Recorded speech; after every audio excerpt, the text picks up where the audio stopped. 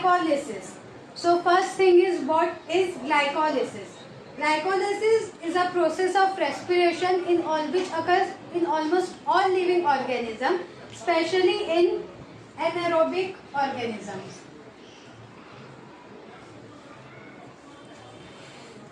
So where does it occur? It occurs in cytoplasm of a cell.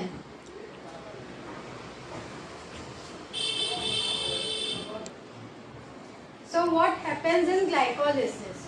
In this process, glucose undergoes partial oxidation to give pyruvic acid, which is the end product of our cycle. Now let's start with the cycle. So our cycle starts with glucose. Glucose is a 6-unit molecule. So it gets with the help of ATP, it gets converted into glucose 6-phosphate. When ATP is used, it gives ADP, and the enzyme used is hexokinase.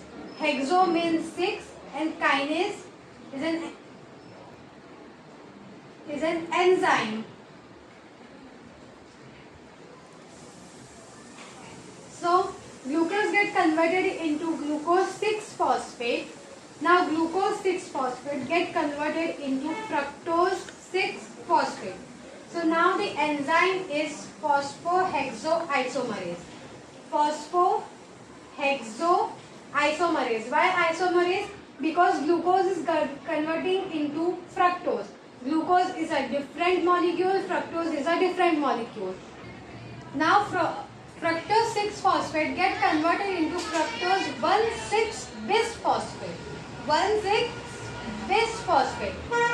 And in this step, ATP is get converted into ADP. So here one ATP is utilized, here second ATP is utilized. And the enzyme is phosphofructokinase. Okay. So the next step is, this is the fourth step. So here cleavage happens, that is fructose 1,6-bisphosphate get converted into DHAP and PGAL.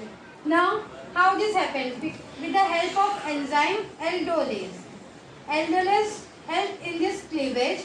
So now DHAP is dihydroxyacetone phosphate and PGAL is glyceraldehyde 3-phosphate. So this both products are interchangeable. That is,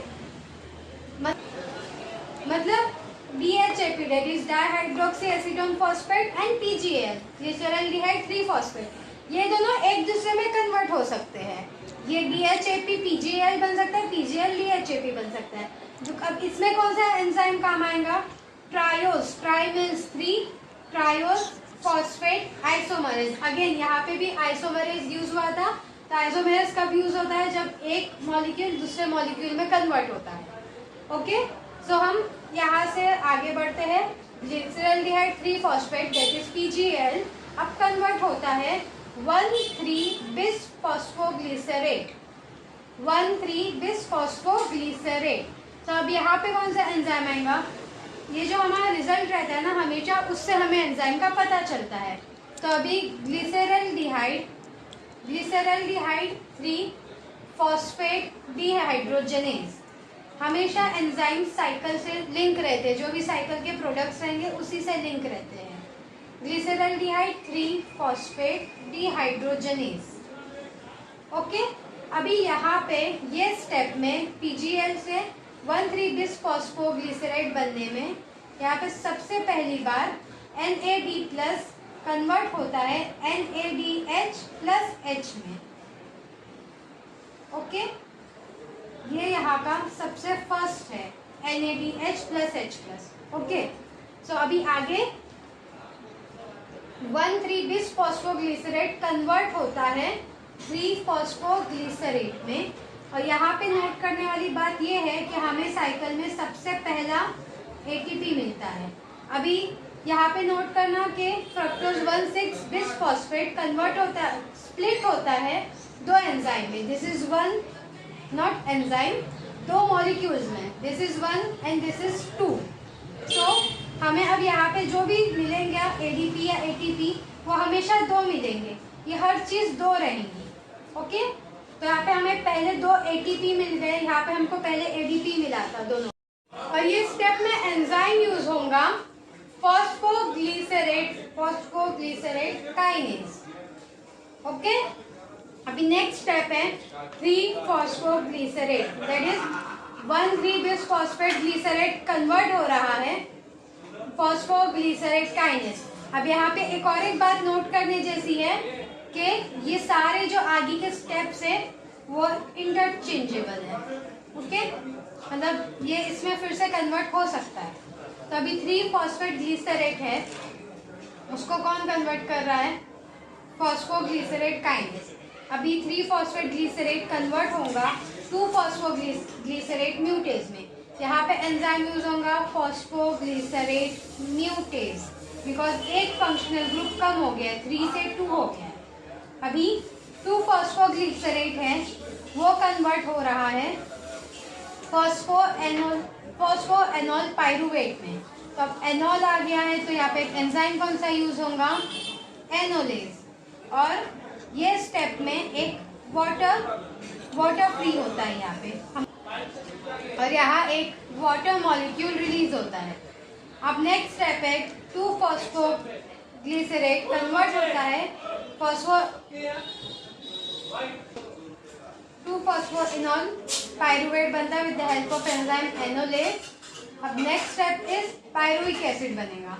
तो फॉस्फोएनॉल pyruvate convert होता है pyruvic acid में, और enzyme अभी कौन सा use होगा? Pyruvic acid बन रहा है तो एंजाइम यूज होगा पायरुवेट काइनेज।